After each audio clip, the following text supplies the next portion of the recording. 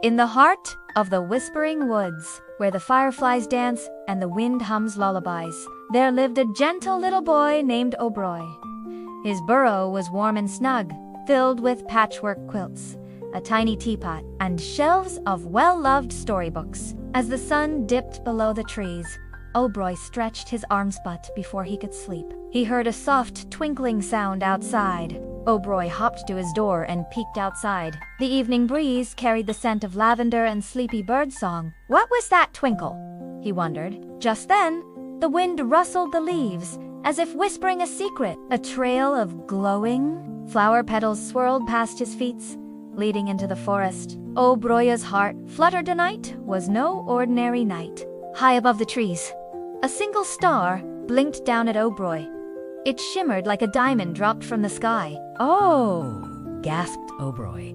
"A star must have fallen." He tiptoed forward, following its glow. The star seemed to dance just for him, lighting a path through the ferns. Maybe, Obroy thought, if I catch it, I could share its light with everyone who can't sleep. Crick! A branch creaked above Obroy.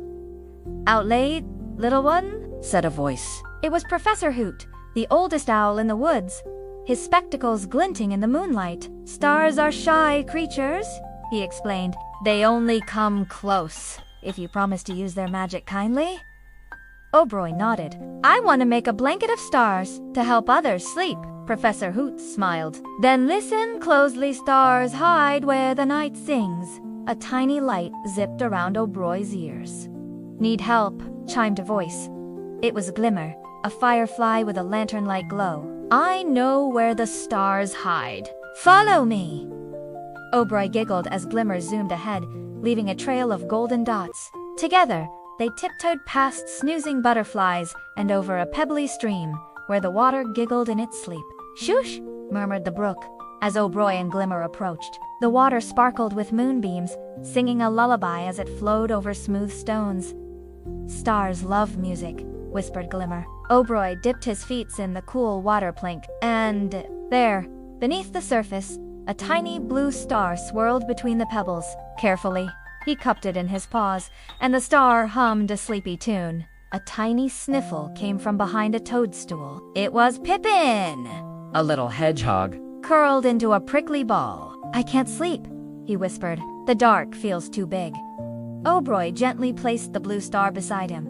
"This star will watch over you," he said. As the star's glow wrapped around Pippin like a hug, his spines relaxed, and his eyes grew heavy. Glimmer led Obroy to a clearing where mushrooms glowed like little lanterns. "Stars sometimes hide here," she said. Obroy tapped the biggest mushroom and its cap opened like an umbrella.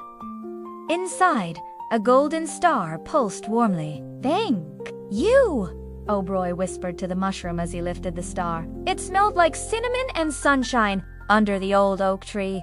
Bramble the fawn paced in circles. "My legs won't be still," he said. Obroy tucked the golden star into Bramble's nest of leaves. "This star will help you dream of running through sunny meadows," he said. As Bramble lay down, the star's warmth spread through his legs, and soon, his breathing slowed to match the rustling leaves. To reach the next star, Obroy had to cross a bridge made of spider silk. "Don't look down," Glimmer giggled. The bridge swayed gently as Obroy stepped onto it one paw at a time. Below! The world seemed far away, but above, the moon smiled. Halfway across, he spotted a star caught in the silk, twinkling like a dewdrop. Under the cobweb bridge, Obroy found a little glass jar left behind by Rascal the raccoon. Inside, a violet star flickered shyly. "It's okay," Obroy whispered. "You can join the others." When he opened the jar, the star floated out and brushed his nose, tickling him with giggles before settling into his collection. Ribbit Cruack. By the pond, the frogs sang a slow, deep song.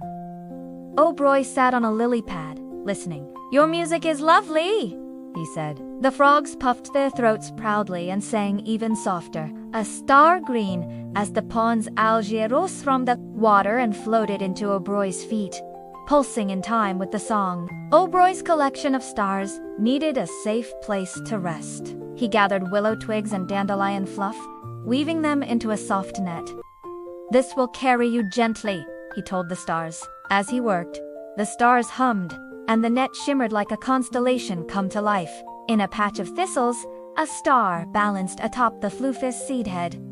"Hold still," Obroy whispered.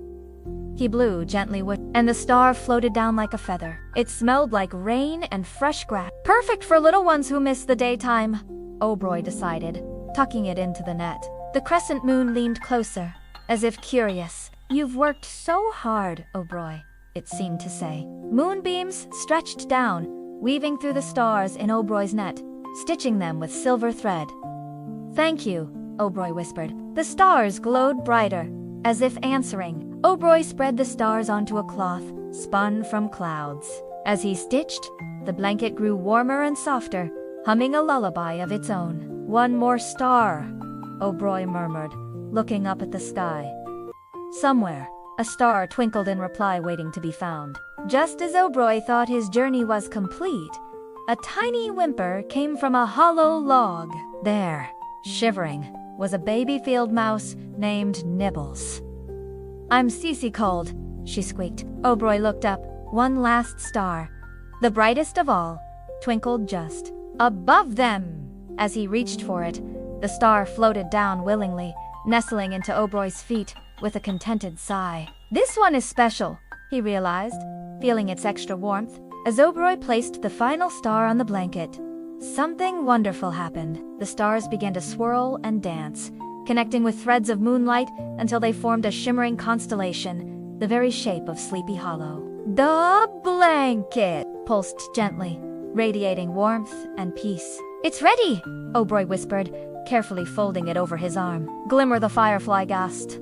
Even her light seemed dim compared to this magic. One by one, Obroy visited each friend who had trouble sleeping. He draped a corner of the blanket over Pippin's toadstool, tucked another bit around Bramble's nest, and wrapped Nibbles snugly in the softest section. Wherever the blanket touched, sweet dreams blossomed like night-blooming flowers. Professor Hoot watched from above, his feathers puffed with pride. "You've done wonderfully, little one," he hooted softly. At last, Obroy returned to his burrow. The remaining blanket corner glowed softly as he curled up in bed. Outside, the whole forest seemed to breathe slower, deeper. The stars in the blanket twinkled in rhythm with Obroy's breathing, and as his eyes fluttered closed, the very last thing he saw was his collection of stars, now watching over everyone, pulsing gently like loving hearts in the night.